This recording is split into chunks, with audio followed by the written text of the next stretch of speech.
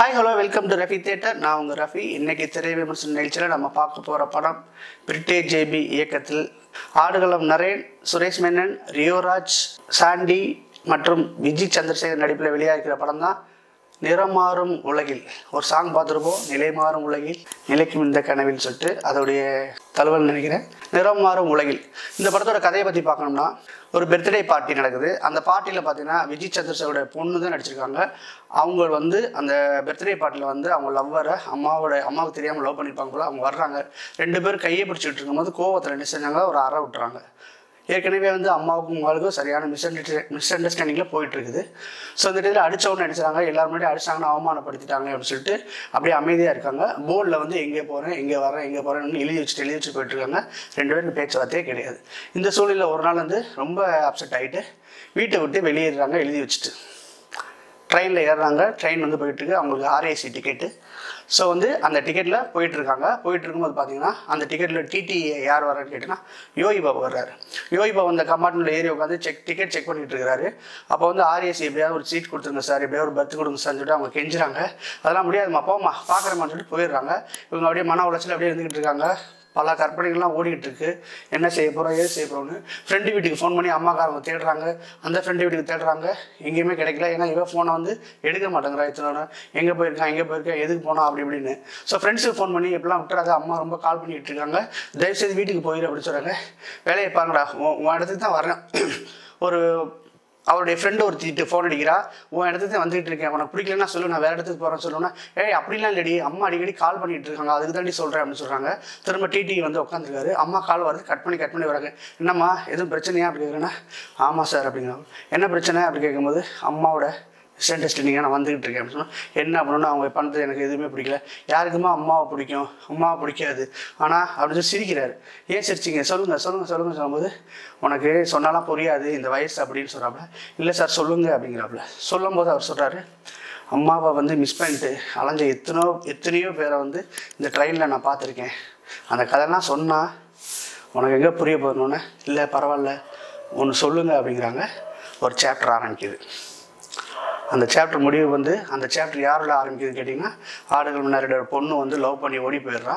சுரேஷ் மேனன், நட்டி இவங்களுடைய portion start ஆகிட்டு அம்மாவனால் என்னென்ன பிரச்சனை நடந்துச்சு சொல்லிட்டு அந்த பிரச்சனையும் சொல்லி முடிக்கிறாங்க.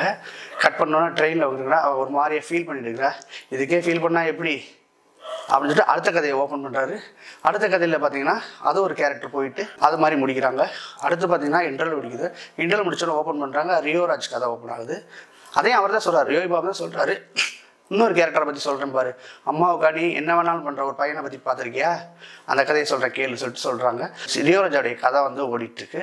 அது கட் பண்ணி முடிச்சுட்டு, இவ்வளோலாம் விடு, ஒருத்தர் இருந்தான் ட்ரெயினில் அம்மான்னு உருகி கொஞ்சி குடித்தான், அவனுடைய கதையை சொல்கிறியா, கேட்கவா, சரி அவருடைய கதையை சொல்கிறேன் கேட்குறியா அப்படின்னு சொல்லி கேட்குறாப்புல.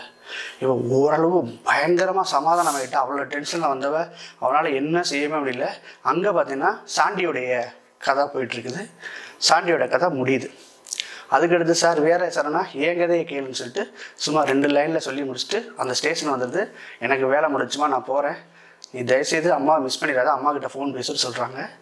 அம்மாக்கிட்ட ஃபோன் பேசுகிறா, என்ன நடந்துச்சு அப்படிங்கிறத இந்த படத்தோடைய கதையில் பார்த்திங்கன்னா, ஃபஸ்ட்டு போர்ஷன் ஆணவ கொலை மாதிரி ஸ்டார்ட் ஆகி அங்கேருந்து தப்பிச்சு பொழிச்சு அடித்து பாம்பேக்கு மாட்டுறாங்க. பாம்பேக்கு வந்தவனை பார்த்திங்கன்னா அப்பாவே இருக்கிறதுனால என்ன செய்றாங்க, அந்த பொண்ணை கடத்திட்டு அந்த ஹீரோவை கடத்தி வச்சுட்டு, நான் சொல்கிற ஆளை கொலை பண்ணிட்டு வந்தால் தான் உனக்கு இந்த பொண்ணு கிடைக்கும்னு சொல்லிட்டு ஒரு பாம்பே தாதா சுரேஷ் மேனன் மிரட்டுறாரு.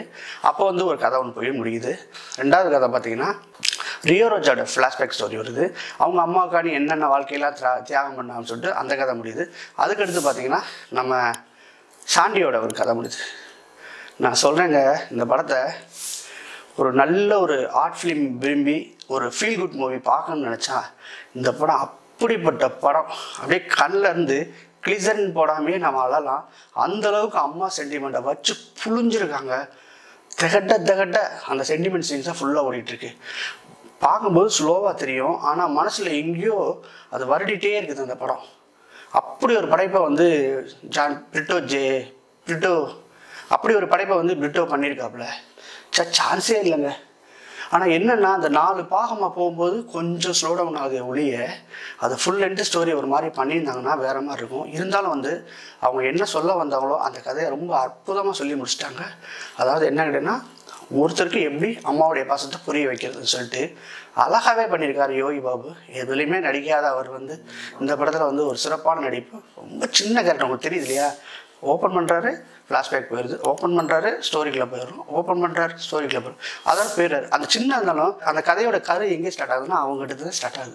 அதனாலேயே நம்ம அதில் மனசுக்கு ரொம்ப பிடிச்சி விஜயோட பொண்ணாக இருக்கிறவங்களும் அவள் காது கொடுத்து கேட்குற அந்த சீன்லேயும் அவங்க ஒரு இதில் எப்போ அப்படியே மனசு திக்குதுக்குன்னு, சார் இந்த மாதிரி கதைகள் இல்லை சார், நிஜம் தானே சார் இது அப்படிங்கும்போது சொல்கிற சீன்லேயும் ரொம்ப நல்லாவே நடிச்சிருக்காங்க. அம்மா வர்ற விஜய் சந்திரசேகர் சூப்பராக நடிச்சிருக்காப்புல. அந்த ஃபஸ்ட்டு எபிசோடில் வர்ற நட்டி, அந்த ஆடுகாலம் நரேன், சுரேஷ் மேனன் கேரக்டர் ஒரு டான் மாதிரி வந்து அவங்க டானுக்குள்ள பிரச்சனையை ஃபேஸ் பண்ணி பண்ணுறாங்க. அதுவுமே நல்லா இருக்கு. எல்லாத்தையும் விட ரொம்ப அற்புதமாக நம்ம விக்னேஷும் ரியோவும் வந்து ஃப்ரெண்ட்ஸாக இருந்துட்டு அவங்க அம்மாவுடைய நட்பு வந்து ஒரு ஆழமாக காமிச்சிருக்காங்க. அதையும் தாண்டி சாண்டி வந்து வாழ்ந்திருக்காங்க. ஒரு அனாதை திடீர்னு பார்த்தா காப்பகத்தில் சேர்ற ஒரு அம்மாவை வந்து தத்தெடுத்தது மாதிரி கொண்டு வந்து அவங்க 2 பேருக்கும் உள்ள அந்த கெமிஸ்ட்ரி இருக்கு இல்லையா, உண்மையான மகனாக அவங்க ஏற்றுக்கிறதும் உண்மையான அம்மாவாக ஏற்றுக்கிறதும் இந்த அம்மாவுக்காண்டி தன் காதலை பிரியிறதும் அர்ப்பணிச்சிட்டாங்க படத்தை. அப்படி ஒரு படம். நிச்சயமாக வந்து இந்த படம் வந்து 2K கிட்ஸ்க்கெலாம் பிடிக்காது. ஆனாலும் பார்த்தீங்கன்னா ஒரு ஃபீல் குட் மூவி யார் விரும்புகிறீங்களோ இந்த படத்தை கண்டிப்பாக பார்க்கலாம். இந்த படத்தை மைனஸ் என்னங்கன்னு பார்த்தீங்கன்னா 4 பாட்டாக போகும்போது கொஞ்சம் ஸ்லோ டவுன் ஆகிற மாதிரி தெரியும். ஆனால் உண்மையிலே சொல்கிறேன், அது நிஜம் கிடையாது. படத்தை வந்து தாராளமாக ஒரு தடவை நீங்கள் பார்க்கலாம், தியேட்டரில் பார்க்கலாம் கண்டிப்பாக. இது வந்து OTT கண்டென்ட் தான். ஒரு பெரிய பயங்கரமான மாசான சீன்ஸு அது மாதிரிலாம் இல்லை. ஆனாலும் பார்த்தீங்கன்னா இந்த மாதிரி படங்களை வந்து தியேட்டரில் கண்டிப்பாக வந்து எல்லோருடைய வரவேற்பையும் பெறணும்னு தான் எனக்கு ஆசை. ஆல்மோஸ்ட் வந்து ஒரு அவார்டை நோக்கி இந்த படம் நகருது. ஒரு சரியான ஃபீல் குட் மூவின்னு நினைக்கிறேன். அயோத்தின்ற ஒரு படம் பார்த்தீங்கன்னா செம்ம ஃபீல் குட் மூவியாக இருக்கும். அதை பார்க்கும்போது எவ்வளோலாம் நம்மளுக்கு மனசில் வந்து ஒரு ஆழமான கருத்தும் ஒரு இதுவும் விதைச்சாங்களோ அதே மாதிரி இந்த படத்துலையும் பார்த்தீங்கன்னா அம்மாவை பற்றி செம்ம இது. அம்மாவில் யாருக்கெல்லாம் பிடிக்குமோ அவங்களுக்கு எல்லாம் இந்த படம் பிடிக்குங்க. அம்மாவை பிடிக்காதவங்க யாருமே இருக்க மாட்டாங்க. உங்களுக்கு சந்தர்ப்ப சூழ்நிலை நீங்கள் பார்க்காம இருக்கலாம். நானே கொஞ்சம் தாமதமாக தான் பார்த்தேன். ஏன்னா ஒரு 6-7 படம் ரிலீஸ் ஆனதுனால ரொம்ப லேட்டாக தான் பார்த்தேன். அதனால் வந்து இந்த படத்தை நீங்கள் தாராளமாக பார்க்கலாம் தியேட்டரில். மற்றபடி இந்த படத்தில் வந்து கேமரா ஒர்க்லாம் பார்த்தீங்கன்னா என்ன தேவையோ அதை யதார்த்தமாக பண்ணியிருக்காங்க. சாங் இல்லாத வரைக்கும் வந்து சாண்டி ஆட தெரியுங்கிறதுனால சாண்டி வந்து பார்த்தீங்கன்னா அந்த பாட்டுக்கு ஆடி இருக்காரு. அந்த பாட்டுமே நல்லாவே இருக்குது. மற்றபடி எல்லாமே எனக்கு வந்து கனெக்ட் ஆச்சு, உங்களுக்கும் கனெக்ட் ஆகும். இந்த படத்துக்கு என்னுடைய மார்க் பார்த்தீங்கன்னா 10க்கு 6.5 கொடுப்பேன். மீண்டும் அடுத்த மெசேஜ் சந்திக்கிறேன். அதுவரை பாய். இந்த வீடியோ பிடிச்சிருந்துச்சுன்னா லைக் பண்ணுங்க, ஷேர் பண்ணுங்க, கமெண்ட் பண்ணுங்க. ரஃபி தியேட்டரை மறக்காம சப்ஸ்கிரைப் பண்ணிருங்க, பெல் பட்டனை கிளிக் பண்ணிருங்க.